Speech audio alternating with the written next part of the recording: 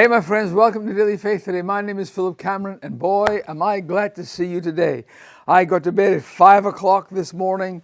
I didn't sleep. My grandson came in to see me at 7 o'clock and says, "Granddad, Donald Trump won." I said, "I know, I was watching him till 5 o'clock in the morning." And he's holding my hand and he's talking in the darkness of my room, excited. Let me tell you something. I believe that a curse has been lifted off this country, because as of today, this country has a pro-life position. Our government is coming in, believes in the sanctity of life. It believes in the sanctity of marriage between a man and a woman. And you can't go against God's laws. You cannot go against God's laws without consequence. And we had amazing night watching the election returns. And what's funny is I got a whole bunch of family in Moldova and a whole bunch of family in Scotland. So as I was winding down, they were waking up in Scotland, just discovering what was happening. So I was getting texts from everywhere. What do you think? Do you think he's going to get in the last of these states? And so they kept me going. And one of our leaders in Moldova, her name is Nadia. She's been with us. We rescued her, which was 17 years ago. And she texted me this morning, and she says, in Moldova, everyone's saying, "Congratulations, America, you've had a boy." And so we are just absolutely ecstatic about the result last night. I believe that if America grabs this second opportunity of grace, I believe that America, as it was going off the cliff. I believe that America was making decisions, and we're about to make even more decisions if this current administration had continues. Let me tell you, if Kamala Harris had become the president, there would have been no end of darkness pouring out of that administration. And sometimes I felt like a voice crying in the wilderness all by myself, but I feel so good. And the scripture came to me this morning, when the Lord turned again the captivity of Zion, we were like those that dreamed, and our mouths were filled with laughter. And I believe today is a day of joy. I pray for President-elect Trump. I believe that he's going to put together a bunch of guys and gals that are going to change the texture and the nature of government. And it needs to get overhauled, and all the cronyism needs to be taken away. And I can't wait. Can you imagine Elon Musk is in charge of cutting waste in the government? To give you an idea of his ability, when he bought Twitter, he reduced it by 75% of the workforce. And I think that's a good number to start with for our government, to reduce government by 75%. I think that would help us get our affairs in order real quick. So I'm just so grateful to God. I'm thankful to every one of you that voted. I've been shouting at you for the last few weeks about the church not voting. And obviously a bunch of the church voted yesterday. And I'm so grateful to you, and I'm so grateful to God. And I pray for President-elect Trump that God's wisdom will overshadow him. That there's been many prophecies about this man going into power and having a real experience. I mean, a Holy Ghost experience with Jesus. And can you imagine if his wisdom and his ability business-wise could be wed to a hunger for God? We could see a river of righteousness flow across this country. And I am praying for that. We've got a great guest today, a dear friend of mine that I just absolutely, I love him so much, and his wonderful wife Liz. He pastors New Life Church in Poland, Ohio. And it's a church that is in the cusp of revival. I watch every week. I look and see what they're doing, and you get that sense, that bzzzt that you get when God's moving in a church. If you're anywhere near Poland, Ohio, you need to go and visit this church. And go up to my friend and say, "Dave, I was watching you on Daily Faith." I had someone the other day come up to me, and I was in a mall somewhere, or I was out about somewhere, and they said, "I know you. You're from Daily Faith."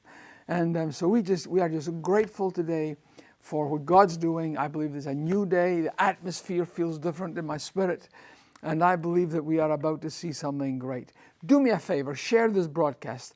I believe that Pastor Dave's going to be talking about something that will encourage you. But if you know someone in your life, now listen to me, that is going through a battle, a tough situation. You see, when you get into, I've been there. Believe me, I've been there. I know Pastor Dave's been there too. He's going to be talking about it today.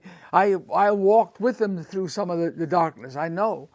But what I'm saying is this, that your words of encouragement, you saying, hey, I was thinking about you, and these guys are going to be talking about this today. You're not stuck where you are. You're on the process of coming out the other side of it. And if you've got a friend, maybe your pastor's going through a tough time, contact them right now. dailyfaith.tv is how you get in contact with us. Real simple. If you dial dailyfaith.tv into your phone or your iPad or whatever, you'll get right to us live as we are doing this at this minute. And so you can go on YouTube /dailyfaith.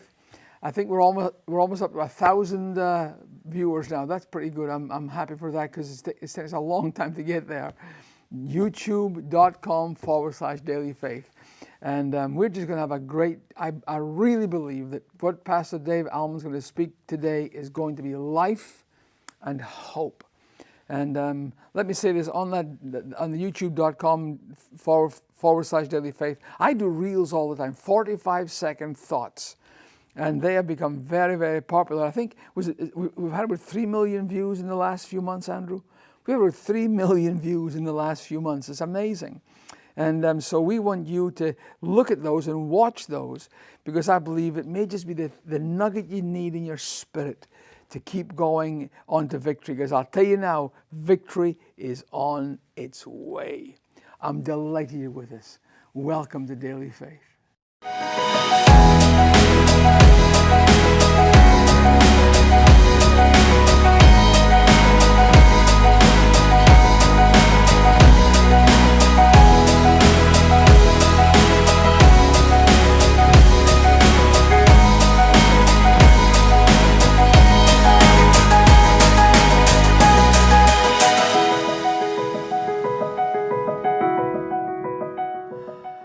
Good morning to you today. Wherever you're watching us, we are delighted to have you with us, whether it's afternoon or night. We are live right now and Daily Faith is on the air. We are just so grateful to have you with us. Boy, did we have a long night last night. As I'm recording this today, if you're watching this on a repeat somewhere, I was up until 5 o'clock this morning waiting for the results of the election. And I cannot be anything other than to tell you that I'm thrilled about what's happened. I believe that America has given itself a second chance for God to do something in our country. Let me encourage you as a Christian, speak what you believe. If you don't speak it, people will assume that you don't have anything important to say, and they will prejudge you and put you in a category. And for so long, I've been shouting and hooting and hollering in the church. I was on TV last night with Jim Baker on his. They did an election program all through the night, and I was with him for a while. And the one thing I kept saying was, if we lose tonight, it's because of the church's failure. Millions of Christians don't vote. And I think that's a sin. That's a sin. And we need to get everyone, our churches need to be active in participation with our government and with our country. We can't sit in the corner and say, well, we'll just pray about it. I believe in prayer with every fiber of my being. I also believe in voting with every fiber of my being. And I am the salt and light of this earth. And if I lose my savor, if I lose my voice and my position in this thing, then I've lost my purpose for being. And so we're just so thrilled.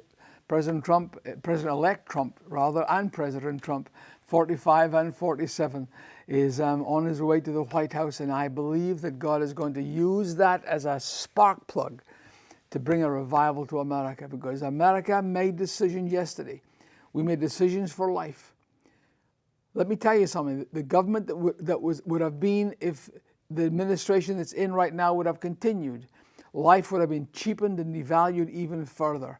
Marriage would have been cheapened and devalued even further. Transgenderism, kids, boys and girls sports and in girls' bathrooms and showers would have been normal by the time they finish. And enough of America stood up and says, whoa, that's not who we are. That is not who we are. And we are just delighted, delighted, delighted. We have a mission work in Moldova and Ukraine. We've been there for 35 years. 35 years. I've traveled there over 200 times in those passing years. And we have a place, an amazing place in Moldova called Vatra Village.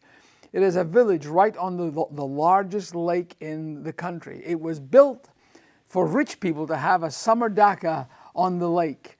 And they poisoned that lake with algae, to kill the algae with chlorine. And this buildings, they never finished them. And they sat there for 9 years. And God challenged me one day to believe God for them. And I'm happy to tell you that we were able to pay them off cash. And all the furniture inside was shipped from America because the quality is so much better of our furniture. And those kids, we rescued them from the orphanages and from horrendously poor families. And we put them back in school and we tell them, if you were born, God has a plan. And the most incredible miracles are taking place. These kids who come to us as orphans get saved and become sons and daughters. My wife came in this morning and read me the most beautiful text she got from one of our girls, that you've changed my life forever. And they come to be sons and daughters. And then the first thing we do is we get them out onto the fields, preaching and sharing and giving food and clothes to desperate people. And we are seeing miraculous things happen. A young girl called Svetlana came to us with no hope, absolutely no hope. She wanted to be a doctor. That was her crazy dream that she never even dared to verbalize. And she's been with us now for 2 years. And here's our story. Watch this.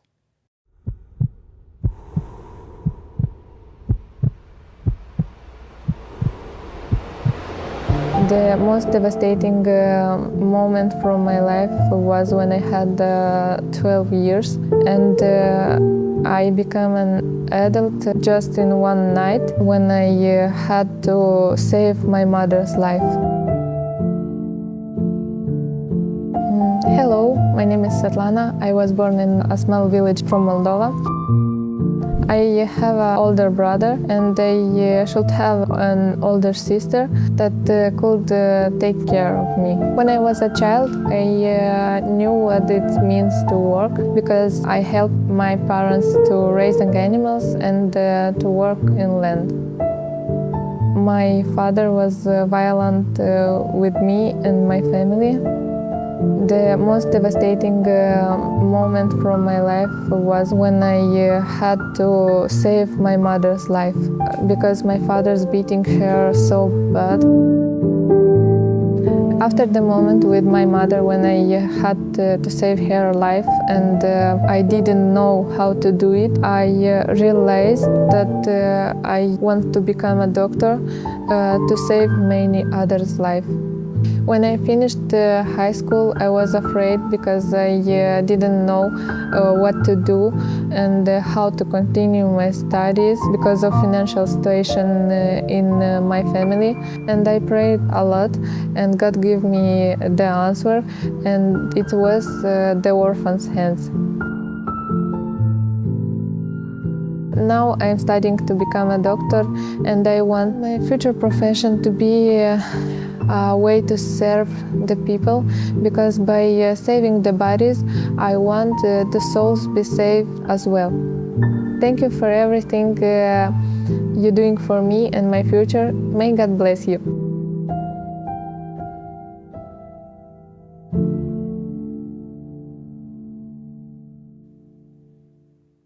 An amazing story of redemption.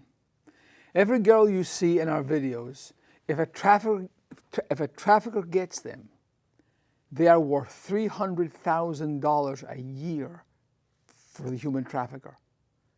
3 girls makes $1 million a year.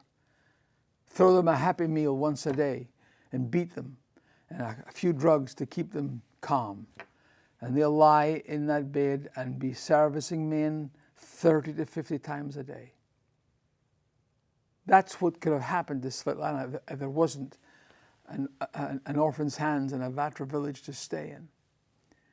She's the second doctor we've had really back to back. We'll stay with her for 6 years. The last girl, Natalia, her mother was bedridden, And we literally cared for her mother for 6 years to free her up from working in the fields to keep her mother fed. We fed her mother to allow her to go to medical school. And she is now a doctor. And her whole future, her whole life is transformed. Her mother's life is transformed. The baby she have will be raised in a godly Christian home because someone like you cared enough to give $1 a day. The miracle of Vatra and all that we're doing in Moldova and Ukraine, we have a tremendous home in Ukraine, a beautiful home. We've just been offered a second one. And our girls there literally live under the threat of Russian missiles and tanks. Amazing things taking place. And God is allowing us to do that because just someone like you has watched a program or been in a church service with us and said, I would like to help. And the impact you have for eternity, for $1, it's the greatest bargain I've ever heard of. For less than the price of a Coke, you can save a girl like Svetlana, and you can rescue her and put her back in school, and for an eternity, her life is transformed. We need your help. We're about to grow even bigger. We've got 2 new houses and a farm that we're believing God for right this minute. It's crazy. And this new place will be for little kids, for little boys and girls of 7 and 8 and 9 and 6 years of age, 12 years of age. And they'll stay in those homes, safe from the abuse of the orphanage that takes place. So that when they become 16, we can take them to Vatra Village and put them in school and put them in college and have their lives transformed. Can you help me do this? Can you be a part with me? It's really simple. You can make a check, if you're writing a check the old-fashioned way, to the Orphans' Hands, P.O. Box 25, Clinton, Tennessee, 37716. You can go right now to dailyfaith.tv. So easy. www.dailyfaith.tv. And there's a giving page there. And you just type in, fill out the places to fill out, and let us know that you're going to stand with it. You're going to be part of our Orphans' Hands family. We also have an 800 number. That's how I would do it because I'm not really good on the computer. 833 Daily Faith. Just dial in Daily Faith on the pad. And a real live person will pick up your phone, call and say, listen, we want to help. There are businessmen watching me just now that you could include us in your business. You never even know you're doing it. But God does. And he said, if you care for the widow and the orphan, he's going to bless you in return. The Bible says when you give to the poor, you lend to the Lord. Every gift you give to the poor, God considers that a loan. And God will never be in your debt, I promise you. And he gives better interest rates than any bank in the world. I promise you this. Maybe you've got someone in your family that's lost and you're thinking, my God, will my family ever get saved? Help me help someone that has no family to believe with them. And it can be the very seeds planted to transform a life forevermore. Thank you so much. I believe God's talking to your heart and you'll be obedient to his voice. I am so honored to have my friend with me today. Dave Allman has been part of my life for many years. And we met each other when we were both going through a tremendous struggle. And we kind of lent on each other. And a friend that is born in adversity is a real friend. This isn't a fair weather friend that's there for the happy days and the clouds are blue, the skies are blue and the sun is shining. A real friend is there when they're in the trenches with you saying, you can make it, you can make it, you can go through this thing. And I'm thrilled to have him with me. Dave, thank you so much for taking time to be with me on Daily Faith today. God bless you. Brother Philip, I am absolutely overjoyed and honored to be part of the program today. And I know you did not ask me to say this, but I want to just put a word out there that, listen, if there was ever a ministry that was reaching out and was the intersection where lives are being changed and transformed, it is the Orphans' Hands Ministry. We have been so thrilled to be partners with you for the last 10, 12 years. And we just are thrilled at what God is doing. And that video just brought me to tears. And so thank you, Brother Philip, for having me on the program today. Listen, you have been so generous. Your church has been such a part with us. And we are just delighted to have you with us. In fact, the van that is, what happened was in Ukraine, the last time Ukraine was invaded, when the Russians came close, all the traffic ran to Moldova. They went to other countries as well, but we're concerned about the Moldova sector. And all the 2-lane roads became 1 lane, and we couldn't get our van in to pick up our girls. And this has been absolutely bugging me and terrifying me. And we went to this church, to this New Life in Poland, and we shared this vision of getting our own van. And to our amazement, this church said, we are standing in the gap. And right now, as we speak right this minute, it's nighttime in Moldova, in Ukraine, there's a van sitting that is kept full of diesel.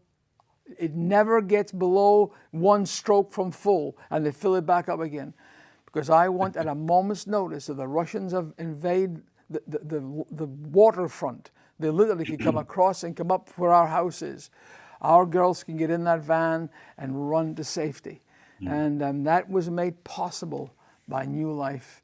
And Dave, I can never thank you enough. You have saved lives by your generosity. You and I went through it individually, but we ended up meeting together in some pretty dark days. And and God has brought us through. You now pastor a ridiculous church. I mean, it is absolute. Every time I go there, you can taste revival in the air. I mean, it's that kind of church. And I know there are people watching just now that are where we were, that are going through the dark seasons, that are going through and they're wondering today, will this ever end? Is there any hope for me? Talk to us. Thank the Lord. Well, let me just share with you just briefly today. I was praying about what God would have me to say on the program today, and the verse that came to my mind, in fact, there are several, but just to keep it short, Solomon says in Ecclesiastes 3, he basically says this: for everything there is a season. A season. A season. Wow. For everything there is a season and a time. Wow. For every matter under heaven. And then he lists a bunch of those seasons. For instance, he says there's a time to be born, there's a time to die, there's a time to plant, a time to pluck up what's planted, and on he goes. A time to heal, a time to kill, a time to weep, a time to laugh, and all of those things. And what he was really saying is seasons are cyclical. In other words, they run in circles. They're not here to stay. If you don't like what season that you're in today, hold on, because it's about to change. Hold on. And the reason it's going to change is because God is in every one of those seasons. Wow. I was thinking about this. We are in the fall season here in Ohio, and we have, unlike some places in the country, we have all 4 seasons, and I love the 4 seasons. I really do. I love the beauty of the fall. Beautiful. I don't mind a little bit of the winter season. Don't like it for too long. A couple of days. A couple of days will do me good, and then I love the warm spring and the hot summers are, those are fine. And I realize they're different in every culture and every place, depending on where you live. But I was thinking that, our lives are like those 4 seasons that we experience throughout the year. Our lives are not lived out in long, eternal seasons. We don't always live on the mountaintop of God's blessing and prosperity and health and wealth and all of that. Sometimes we live in the valley of struggle and pain and sorrow. Not every day of our life is going to be a bright, shiny, summery day. Sometimes we live in the blast of the cold, windy winter weather, and that's where it's difficult sometimes. I'm sure those of you that are listening today are identifying with me. I want to just share, if I can, maybe one day I'll come back and share the whole testimony, but There was a time in my wife and I, Liz, 26 years ago. In fact, this past October was 26 years. My wife and I were having the time of our lives in a church in Albany, Georgia. We were youth pastors in those days, and God had turned around that church and turned around our youth ministry there from just basically hardly anything to over a couple of hundred kids. Wow. That were on fire with God. We were at the mountaintop. And wouldn't you know that my wife was diagnosed with breast cancer, and it was advancing, and she was told that she only had a 50-50 chance to live, and we had hoped that the cancer had not spread, and we came to find out the cancer had spread into her lymph system, and she had to go through all of the chemo treatments and the radiation. It was just heart-wrenching Hell. For her and for me. Yeah, and sure. we had gone from this mountaintop experience, from this enjoying this warm summer, to now a cold blast of the winter weather. And we were just devastated. And then there were other times, Philip, you had mentioned, the truth is 10 or 15 years ago when we first met, we had left this amazing church that we had turned around in at that time it was in Jackson, Georgia, and now God is just using Pastor Jeremiah in a great way there in Locust Grove. But we were appointed by the district to take over this little struggling church, and we thought that God was going to just use us in the same way he used us in Jackson. And I just have to be honest with you, it didn't turn around the way that I felt that it should. And it was in those moments that I felt like a failure, and I was just depressed, and Philip, I was down, and the devil always gets you at that point. He's the accuser of the brethren. So when you're in a downturn, that's when he comes and says, "You'll never get out of this. You're stuck forever." That's the hell of the devil. It is so true. And I used the term I kept using with my wife was, I felt trapped. Wow. I felt like God was done with me. I felt abandoned. I felt all alone. Literally, I cannot express to you enough, and you know this, I was so close to just throwing in the towel on ministry and calling it quits. I mean, again, we went from tremendous ministry there in Jackson to not so much of what we felt like God wanted to do. Now, it was in those seasons, and this is what I wanted to tell your audience today. I learned, as I come out of the other side of that, I've learned some things through those seasons.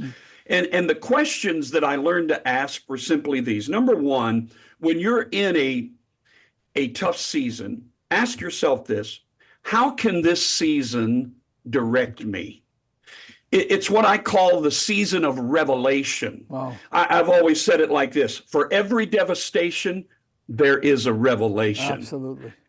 For every devastation, there is a revelation. And this is when God, if we'll listen, God will reveal something about himself to us. Absolutely. Or he will show us something about ourselves that we must learn during those seasons. And during that season is when I had really struggled all of my life, Brother Philip, with what we call PBA, performance-based acceptance. Sure. As a little boy playing in the bars and nightclubs and country music shows all over the place, and fronting for shows with George Jones and Johnny Paycheck, and all I ever experienced was people clapping for me all the time. Yeah. So I based my relationship with God based on that. Yeah. I thought that God's approval and acceptance for me was when things were going well. Well, what I had learned in that season was this: who I am is much more important than what I do. My goodness gracious. And I learned that God's approval and acceptance in my life was based on sonship, not on my performance. So when you're in a season like that, you have to ask yourself, how can this season direct me? The second question I learned to ask was, how can this season correct me? I call this the season of exhortation. I get this through the book of Hebrews in chapter 12 that says, don't forget the exhortation that addresses you as sons and daughters. And this is what it says. Don't take lightly the Lord's discipline or lose heart when God is disciplining you, because he loves and disciplines every son that he receives. It goes on to say, if you are without discipline, you are an illegitimate son or daughter of God. You're not a son. You're not. If God's not dealing with you, you're not a son. That's right. And so you have to ask yourself, how can this season correct me? Is there a sin I need to confess? Sure. Is there a change that I need to make? Is there an attitude that I need to adjust? And those are painful questions, sure, but they're needed. Then the last thing that I have learned to ask myself when I'm just going through these seasons is, how can this season perfect me? Wow. This is what I call the season of transformation. So I have come to understand that God is much more interested in my character than he is in my calling. My Heavenly Father, in his infinite sovereign wisdom, is transforming me during winter seasons and seasons that I don't like. He is taking me and transforming me into the image of his dear son, Jesus. So here's all I want to tell the audience today. No matter what season you're in, God is in that season. You may be in the best season of your life. God is in that season. But you may be in the worst season. You may be in a losing season. You may be in a winter season. God is in that season. And I want to tell you something. Don't quit, because here's what I know. Spring is coming. Spring is coming. Spring is coming. I can feel, and so I want to encourage you today, folks, no matter what season you're in, you hang in there, you keep persevering, and you ask yourself those three questions. How does this season direct me? How does this season correct me? And how does this season perfect me? Amazing. What a word from the Lord. If you're watching just now, thank the Lord, and you're thinking, I'm stuck, you're not stuck at all. God's working. This morning, one of our reels, I saw one of the reels I've just recorded a few weeks ago. He works in ways I cannot see. Yes. He will make a way for me. And right now, you may feel the furthest away from God you've ever been. You may feel full of despair. The sun will never shine again. God is working in ways you cannot see. Trust him. Dave Allman is pastor of New Life Church in Poland, Ohio. The website is really simple, newlifepoland.com. If you're anywhere near him, go to one of his services. I promise you, you will be made aware of the presence of God. Dave, thank you so much for being with me. We have got to do this again and more often, because you fed my soul today. My weary bones feels better for having you with me today. Thank you guys for watching us at Daily Faith. Please take a note of this and be back here again tomorrow. We love you so much. Bye-bye for today. For over 25 years, the Cameron family has been changing the lives of orphans in Romania and Moldova. From providing running water, flushing toilets, and clean wells, to coal for heat, new windows, as well as food and clothing, they champion the physical needs of the orphans in these broken and desolate countries. Many of Moldova's orphans are saved from the horrors of trafficking through homes founded by the Camerons, and in the process, orphans become daughters and sons. They come to know their Heavenly Father and are forever changed by the love of Jesus. God help the Camerons lift these amazing young men and women out of darkness. Now, no longer orphans, they want to return and invade that very same darkness with the light of Jesus Christ. The Orphan's Hands equips these daughters and sons to become missionaries. Your monthly gift of $31 will allow us to rescue and take in more girls and boys, saving them from the hell of human trafficking. Your monthly partnership will allow us to care for those in the Orphan's Hands homes in Moldova and the Ukraine. If you want to join Philip and Chrissy in taking care of these precious young people, please contact us today by calling Daily Faith. You can also give by going online to www.dailyfaith.tv or by writing to Post Office Box 25, Clinton, Tennessee 37716. So many lives depend on what we do. Thank you for loving the lost.